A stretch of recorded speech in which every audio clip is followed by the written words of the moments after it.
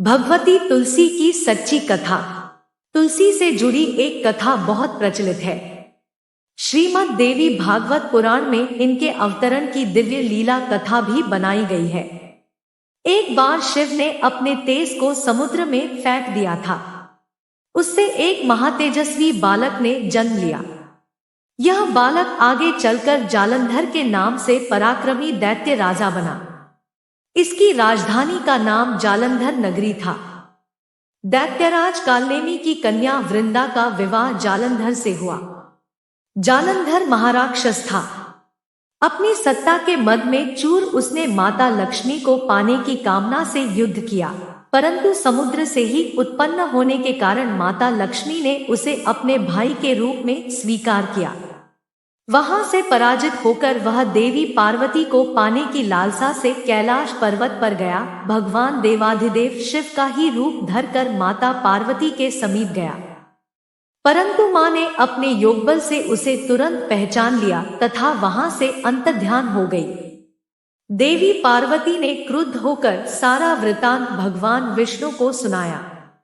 जालंधर की पत्नी वृंदा अत्यंत पतिव्रता स्त्री थी। उसी के पतिव्रत धर्म की शक्ति से जालंधर न तो मारा जाता था और न ही पराजित होता था। इसीलिए जालंधर का नाश करने के लिए वृंदा के पतिव्रत धर्म को भंग करना बहुत जरूरी था। इसी कारण भगवान विष्णु ऋषि का वेश धारण कर वन में जा पहुंचे, जहां वृंदा अकेली भ्रमण कर रही थी।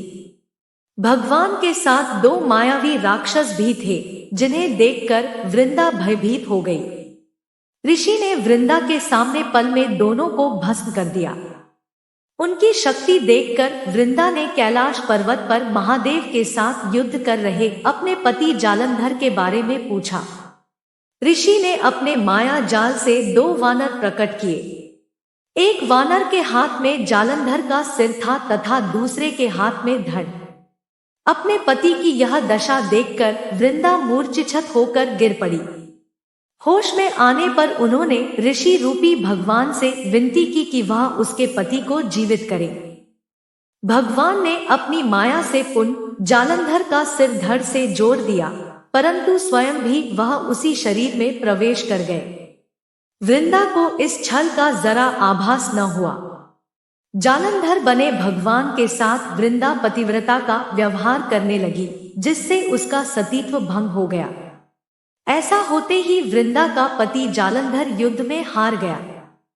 इस सारी लीला का जब वृंदा को पता चला तो उसने क्रुद्ध होकर भगवान विष्णु को शिला होने का श्राप दे दिया तथा स्वयं सती हो गई।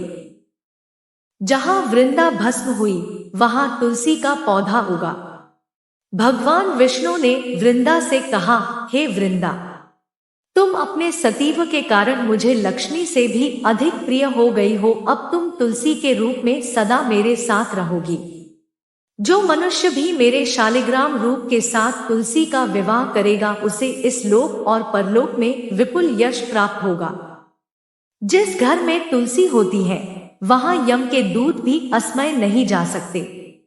गंगा व नर्मदा के जल में स्नान तथा तुलसी का पूजन बराबर माना जाता है।